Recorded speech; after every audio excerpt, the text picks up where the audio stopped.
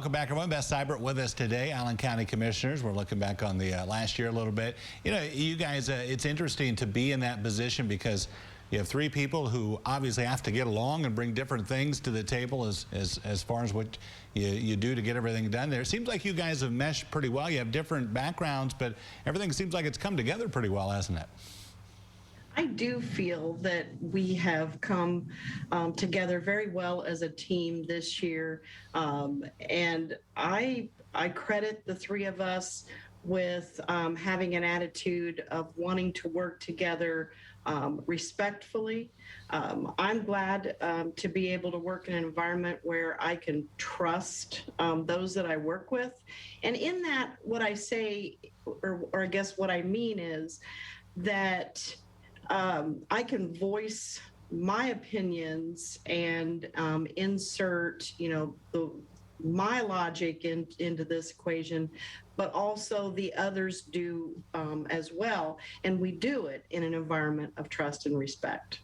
Yeah, you know, it's funny, you guys all come from, as you'd mentioned, an agricultural background, but you all have obviously strengths. We think of Brian, and he was in law enforcement for years, and Corey has state and federal ties. We know you from Ottawa River Coalition and Soil and Water Conservation. Those are all issues you have to deal with every year. Have those strengths and those backgrounds helped you out? Well, I think the diversity of those backgrounds does help us cover a lot of topics very well. And I think recently we were dealing with a soil and water issue, and a couple days later we're dealing with a project with the sheriff's office, and later we're talking about needing to connect with Senator Faber's State Auditor Faber's office. And so it's really, we have those quick connections to bring the foundation and the background to these discussions and decisions.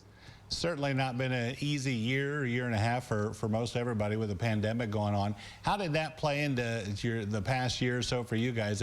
I know there were a lot of unknowns, especially when it came to the budget, but did that play into how things went daily? I believe that we had to work together to understand how county government would move forward differently. And we adapted to that. We accepted that.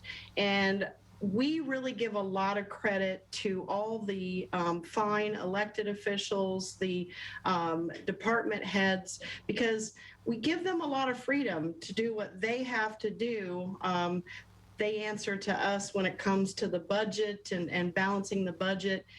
And so definitely through COVID, the Board of Commissioners have been quite concerned about how might this impact our budget.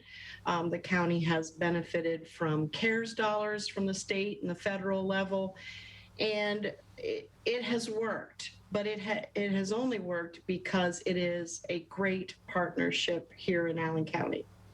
You know, we look into 2022, sometimes it's tough to look into the crystal ball.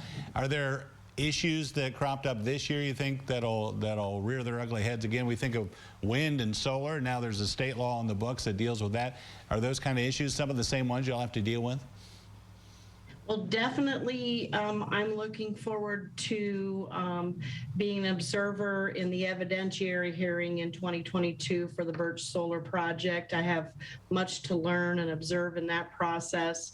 But with the requirements of Senate Bill 52, we're currently discussing with township trustees and others whether or not we should prohibit areas of Allen County to large wind and solar.